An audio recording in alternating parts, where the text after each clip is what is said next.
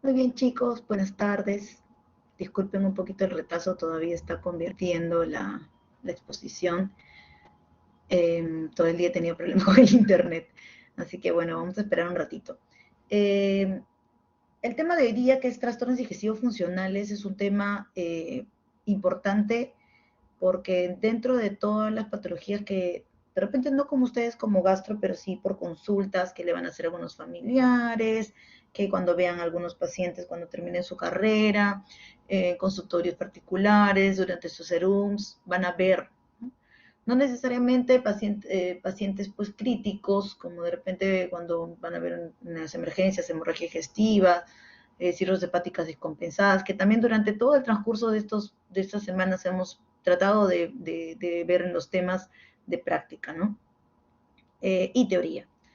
Este tema no lo van a ver en las guardias, pero sí lo van a ver, es bastante común en consultorio externo, ¿no? La dispepsia en general y dentro de la dispepsia funcional es uno de los diagnósticos más frecuentes en todas las consultas médicas y en especial en gastro.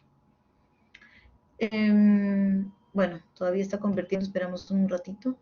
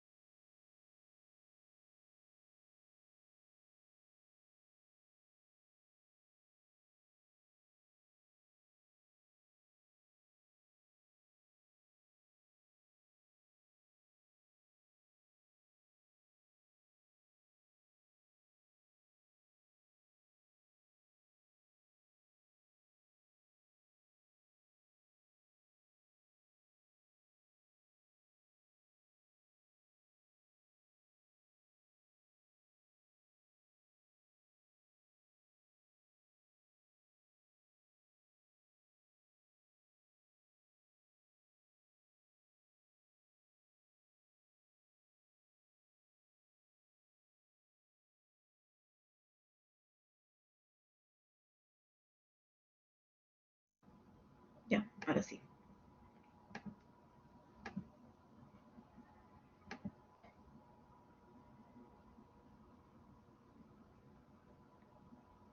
Muy bien. Como ya les estaba comentando entonces, dentro de los trastornos digestivos funcionales, está todos los trastornos motores que impactan la calidad de la vida de los pacientes y que afectan algún segmento del aparato digestivo. Entonces vamos a ver que según la clasificación de Roma más adelante, separa de acuerdo a qué segmento del trato gastrointestinal es el afectado, ¿no? Y se caracterizan por ser funcionales. Eso significa que no es algo orgánico.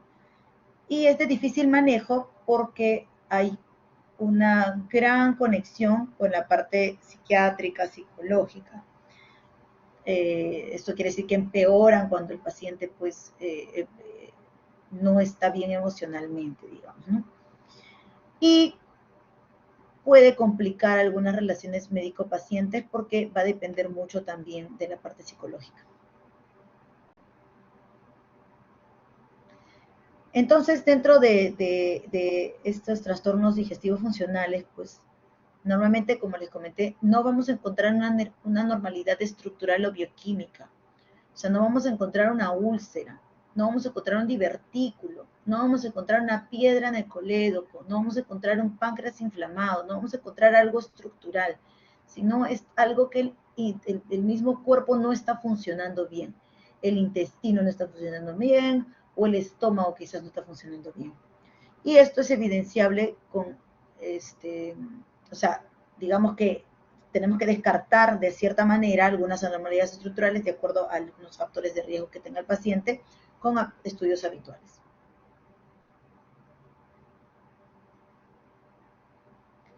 Eh, Lamentablemente, pues la enfermedad digestiva, funcional digestiva, es estigmatizada por la terminología médica actual. Los pacientes acuden pues al médico con molestias, ¿no? No con un letrero de alguna enfermedad. Y los trastornos funcionales, a pesar de que no encontremos estructuralmente alguna patología, tienen una base orgánica, porque obviamente por algo tiene la molestia, ya sea una inflamación microscópica o una microflora alterada o una activación de citocinas, una degeneración de la corteza, influencias genéticas. Hay muchos factores que pueden influir que aparezcan estos trastornos funcionales, pero que repita, que con los exámenes habituales no se detecte una anomalía estructural u orgánica. Y de hecho, el concepto, el modelo biopsicosocial es íntegro, ¿no? El malestar, la enfermedad, tienen una cierta predisposición biológica o genética y tienen algunos factores ambientales modificadores, algunos factores psicosociales que determinan pues un pronóstico clínico.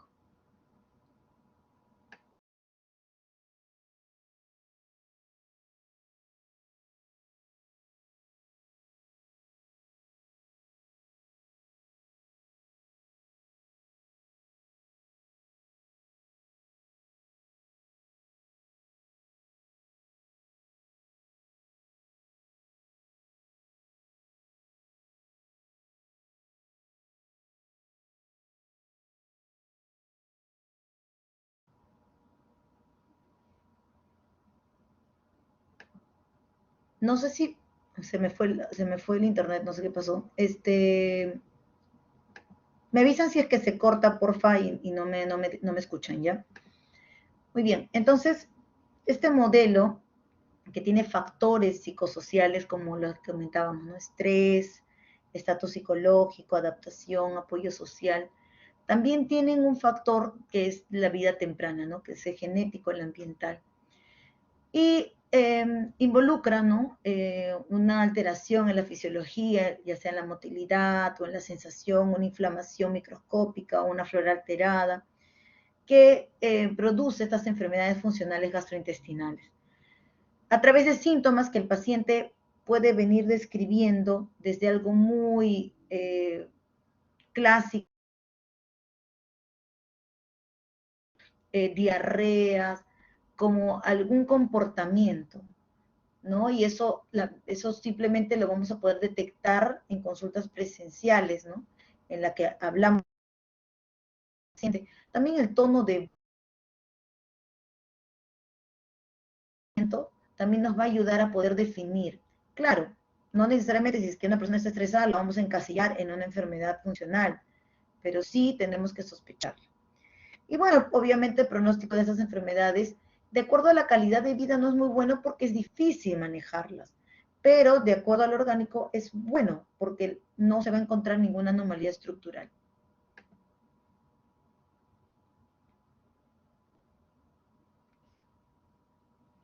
Entonces acá es donde viene a tallar el eje intestino-cerebro-intestino, ¿no? Siempre se dice que el sistema nervioso central y todo, pero tiene una conexión directa con el sistema nervioso entérico. Y esto pues a través del sistema nervioso autónomo, vías espinales, el eje intestino-cerebro-intestino, el cual en los últimos.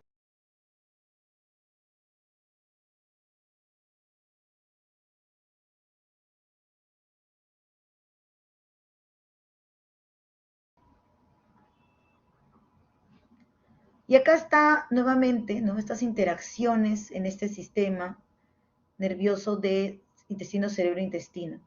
Hay mecanismos patofisiológicos, por ejemplo, en uno de las patologías que vamos a ver, como el síndrome de intestino irritable, donde hay una modulación alterada del input sensorial, hay una activación disminuida de la vía inhibitoria del dolor. Y esto, pues, en la parte del rol del sistema nervioso central. Y dentro de los factores relacionados con el intestino vamos a ver una alteración en la microbiota, en algunos neurotransmisores, en la serotonina, actividad inmune, factores secretorios. Vamos a ver también una hipersensibilidad visceral, una alteración en la motilidad secreción y todo en el marco de algunos factores genéticos y de alimentación.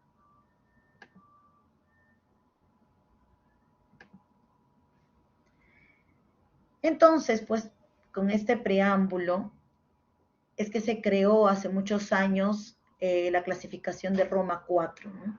Bueno, de Roma 1, 2, 3 y ahora está 4, ¿no? Que habla netamente de las enfermedades digestivas funcionales. Y dentro de la clasificación de estas enfermedades, vamos a ver que hay en el rubro del esófago, del estómago, del colon, de las vías biliares, de la parte de la parte anorrectal, como incontinencias, y también por grupo etario, ¿no?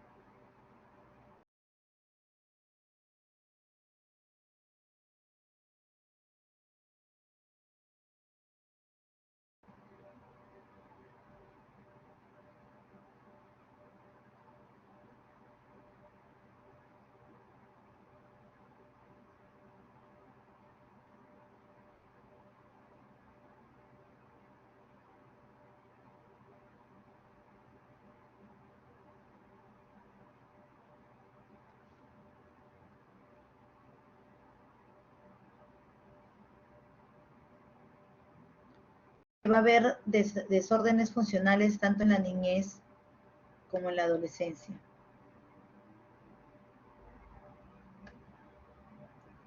Dentro de la clasificación de las enfermedades digestivas funcionales, dentro de lo que vemos en el esófago, básicamente vamos a detectar el dolor torácico funcional, la pirosis funcional, la hipersensibilidad al reflujo, el globus y la disfagia funcional.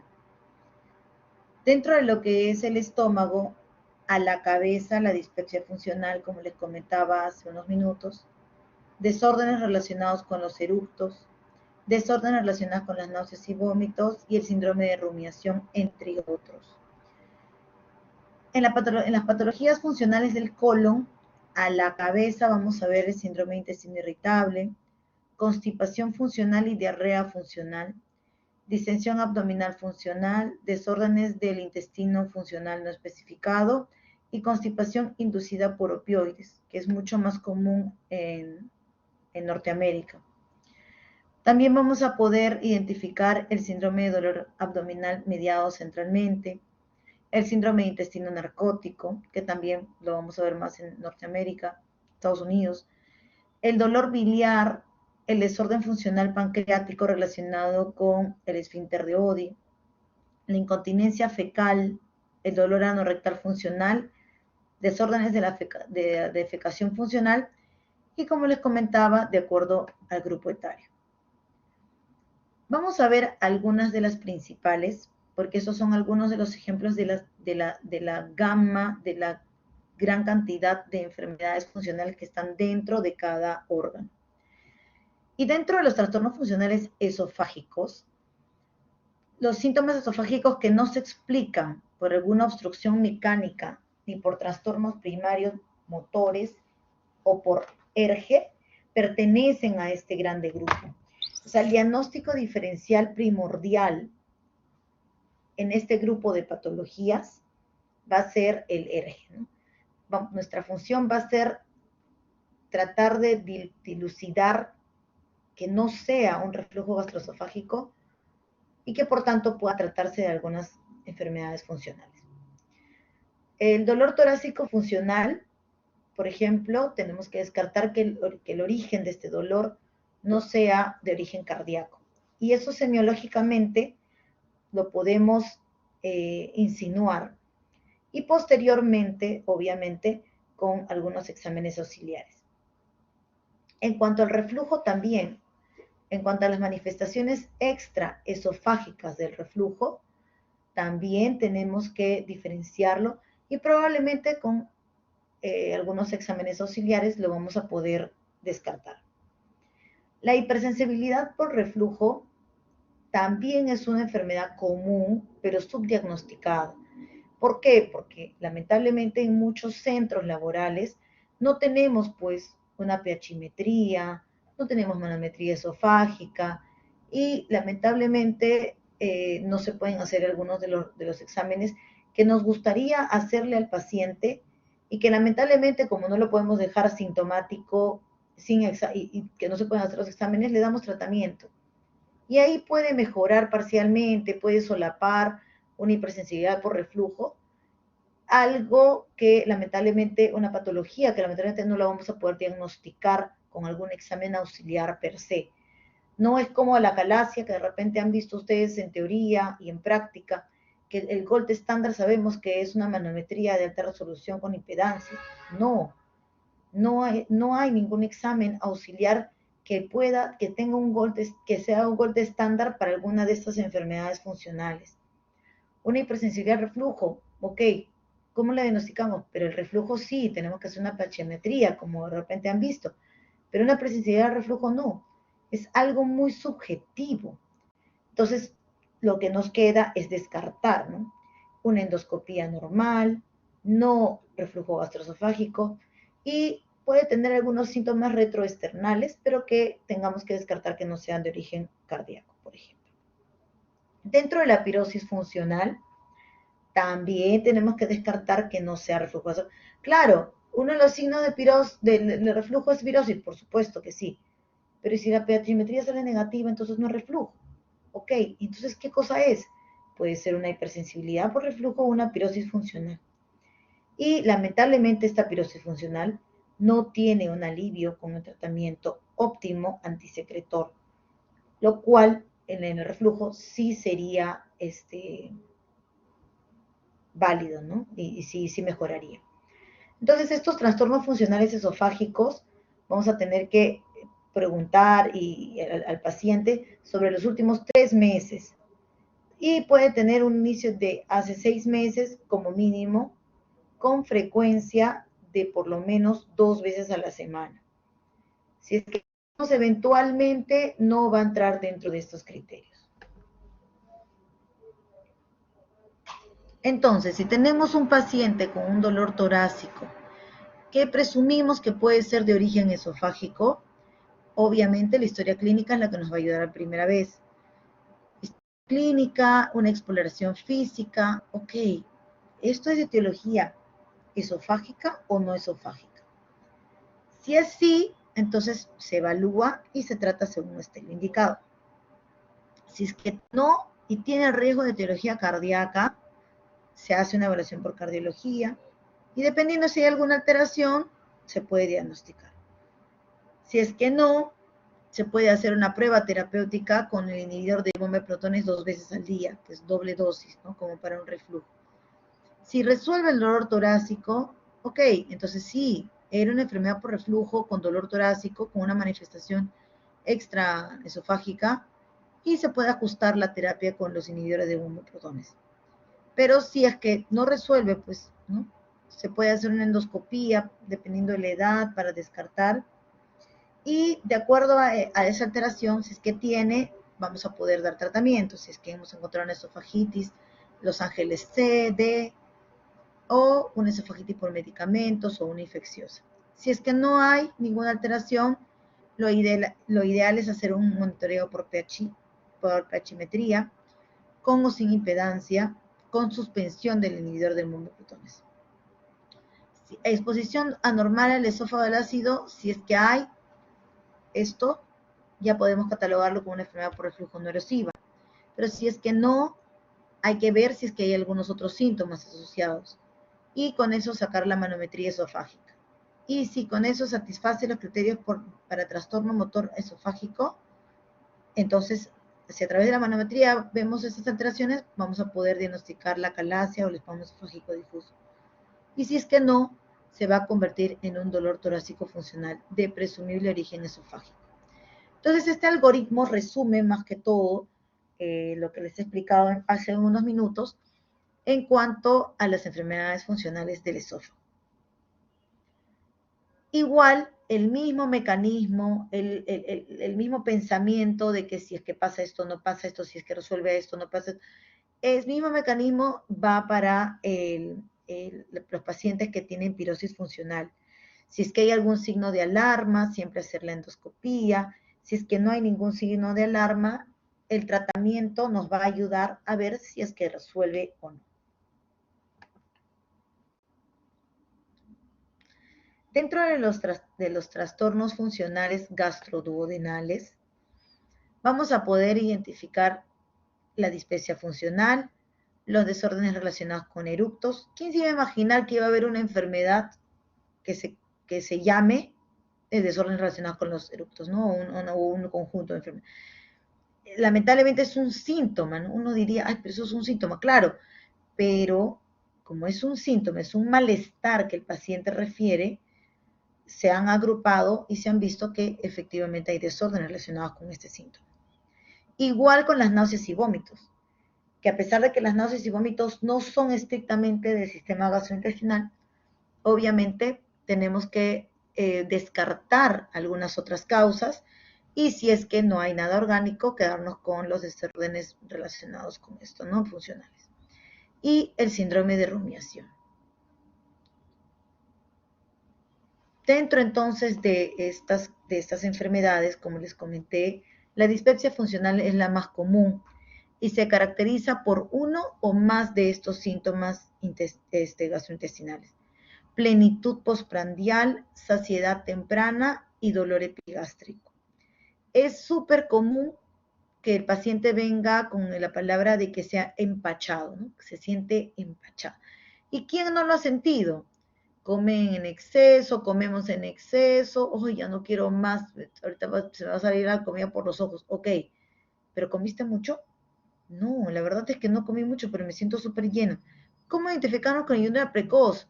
Porque normalmente, pues, la llenura precoz es que comes poco y ya te está llenando. En cambio, la saciedad temprana es que estás comiendo, y ya llega un punto en el que comiste lo que normalmente de repente tiendes a comer, o te sientes ya empachado, o aparece antes de que ya llegues a tu límite. Pero no es que estás comiendo en menor cantidad como para pensar en algo orgánico. Y obviamente tenemos que descartar que no haya una enfermedad estructural. Entonces está el síndrome de distrés postprandial y está el síndrome de dolor epigástrico dentro de la dispepsia funcional. Y el síndrome de distrés postprandial se presenta uno o ambos de los siguientes síntomas al menos 3 días por semana. Plenitud postprandial o una saciedad precoz molesta.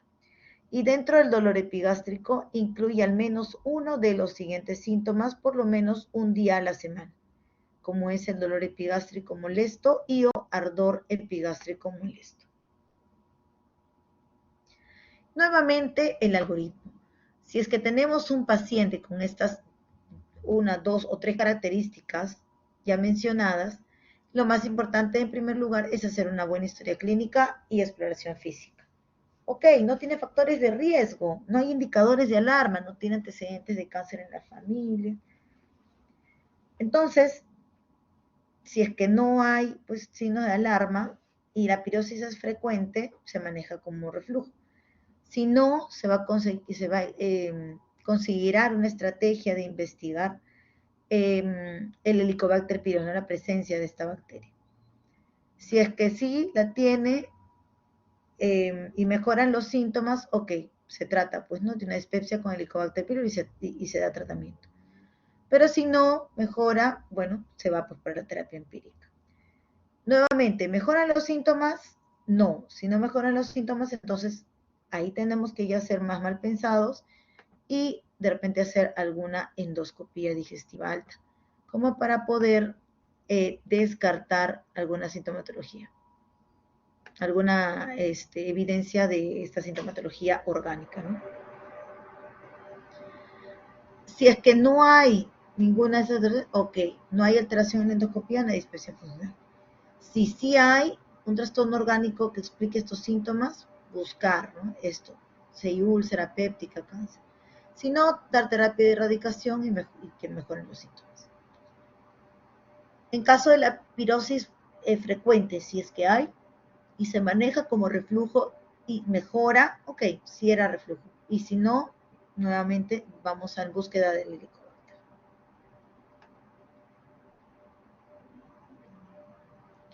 Dentro de los trastornos funcionales intestinales, en tercer lugar, normalmente, bueno, estos se caracterizan por el predominio de signos o síntomas de dolor abdominal, hinchazón, distensión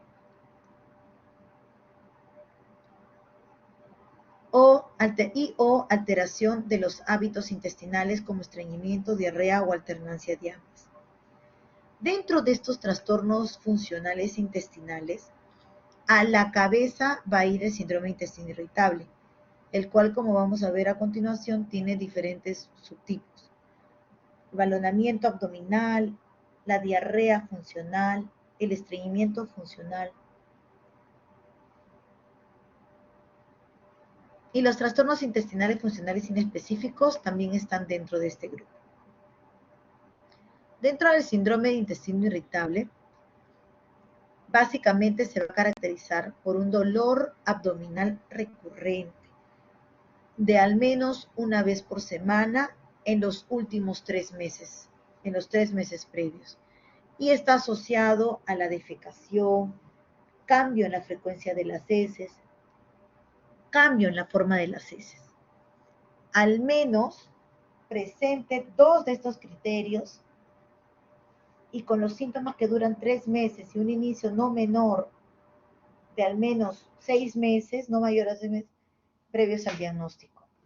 Entonces es una entidad que tenemos que sospecharla, por supuesto que sí, porque es bastante común. Pero de repente en pacientes que tienen signos de alarma, más de 50 años, factores de riesgo en la familia, tiene que ser un criterio, primero siempre descartar lo orgánico.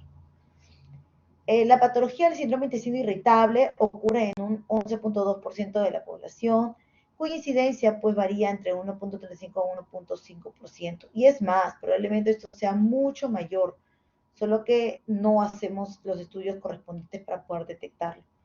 Es más frecuente en mujeres que en varones, y eso es tremendamente estudiado porque las mujeres normalmente somos un poco más estresadas y su porcentaje pues va aumentando conforme es más severa, ¿no? Gente joven normalmente también puede tener síndrome de intestino irritable y eso se está viendo bastante entre los 20 y 50 años en estudiantes. Bueno, no sé si estudiantes de medicina, pero en estudiantes en general. Es raro que aparezca de nuevo en personas mayores. Y ahí es donde tenemos que tener en cuenta y decir, uy, no, persona mayor, entonces hay que descartar que no sea algo malo. Y no pensar de frente en un síndrome de intestino irritable. Y esto normalmente pues perdura en el tiempo.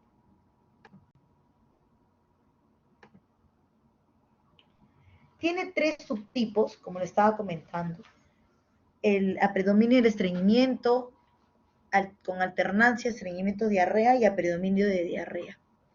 De estos, el más común es el predominio de estreñimiento, que es en el 60% de los casos.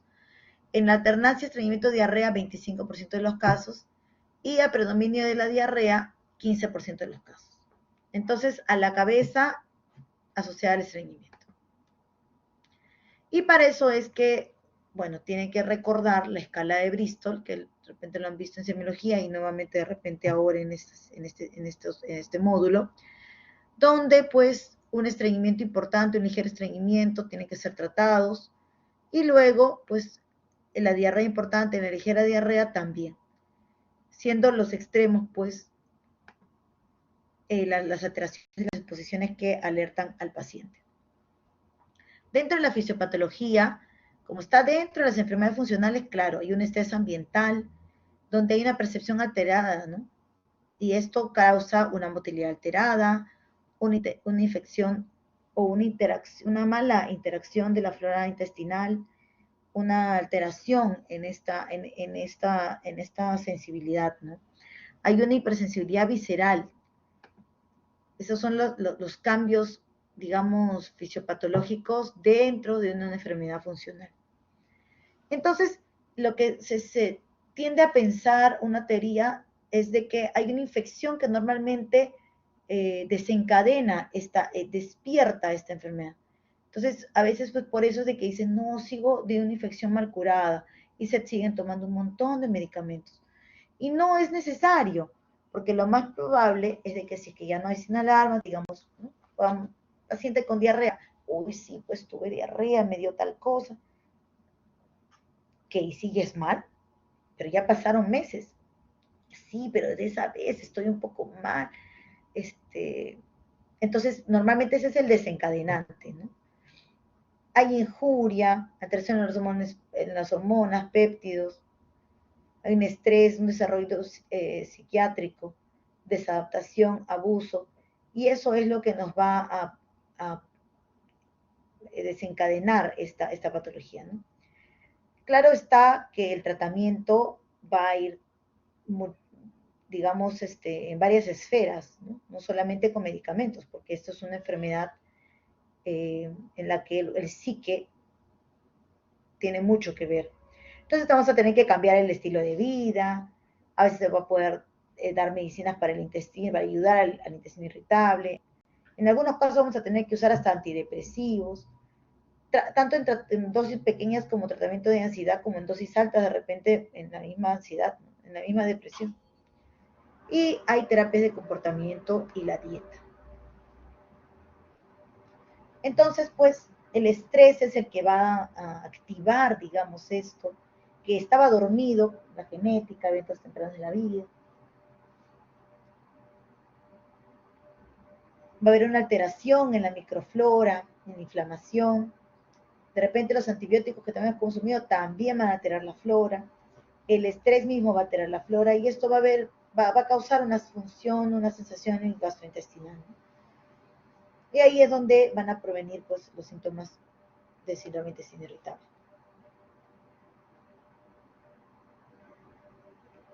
Entonces, nuevamente, el algoritmo como para poder conceptualizar esto, es que el paciente pues con dolor, molestia abdominal recurrente, asociados con alteración del hábito intestinal, siempre hay que hacer una buena historia clínica y una exploración física.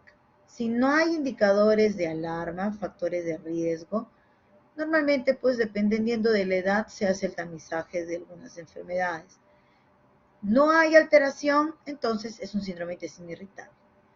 Hay una evaluación de la consistencia de las heces usando la escala ya mencionada de Bristol y ahí es donde se cataloga o con estreñimiento o mixto o con diarrea. Si es que no hay ninguna alteración identificada, se debe sospechar en otras enfermedades, como de repente algunos de ustedes ya han visto en las prácticas, enfermedad celíaca, esclerotropical, yardiasis, enfermedad inflamatoria intestinal, colitis microscópica, sobrepoblación bacteriana de intestino delgado, neoplasia colorectal, que va a estar en nuestras manos descartar estas patologías para poder dormir tranquilos y decir, ah, ok, sí, no, el paciente no tiene esto, entonces por lo tanto debe tener un síndrome de intestino irritable. Pero para esto, pues, se debe hacer algunos exámenes como la colonoscopia, exámenes de sangre, heces, TEBN, y en algunos casos biopsia de intestino.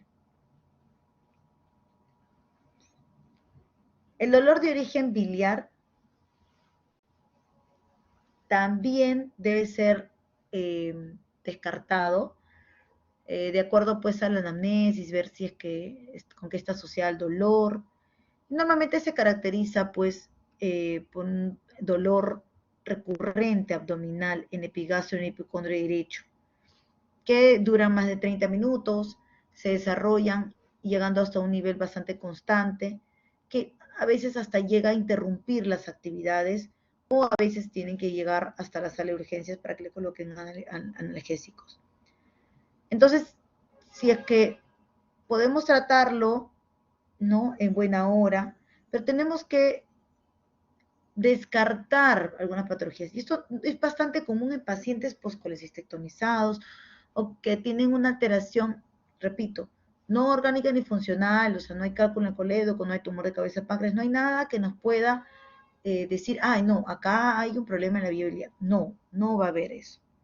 Pero para esto tenemos que ir descartando de poco a poco, porque dolor en epigastrio pueden ser diferentes patologías por la ubicación de los órganos y por irradiaciones.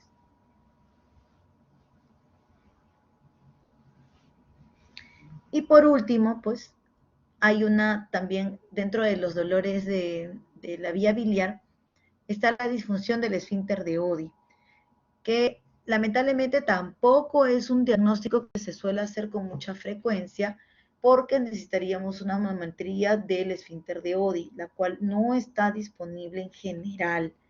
Entonces, lamentablemente, pues no podemos hacer el diagnóstico per se.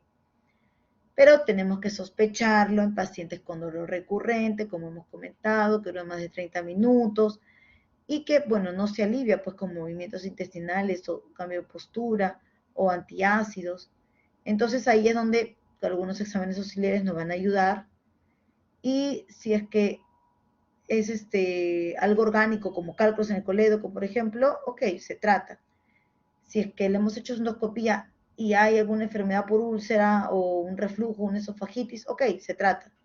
Pero si es que no lo hay, entonces pasamos a imágenes. Si la imagen tiene alguna sugerencia, digamos colédoco o Wilson dilatado, ok, entonces ahí es donde tenemos que sospechar que hay alguna patología en esa zona, ¿no? Del árbol biliar y del páncreas. Y ahí es donde, pues, vamos a poder clasificar la difusión del esfínter de Oddi dependiendo de estos exámenes, ¿no? Enzimas pancreáticas, pruebas hepáticas, etcétera.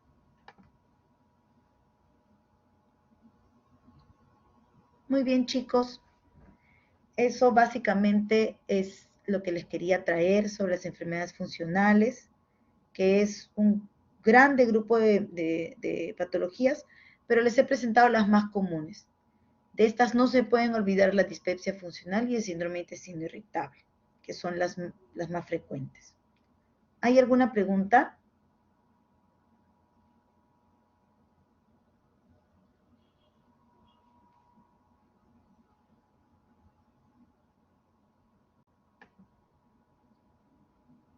Ok, chicos, bueno, nadie levanta la mano.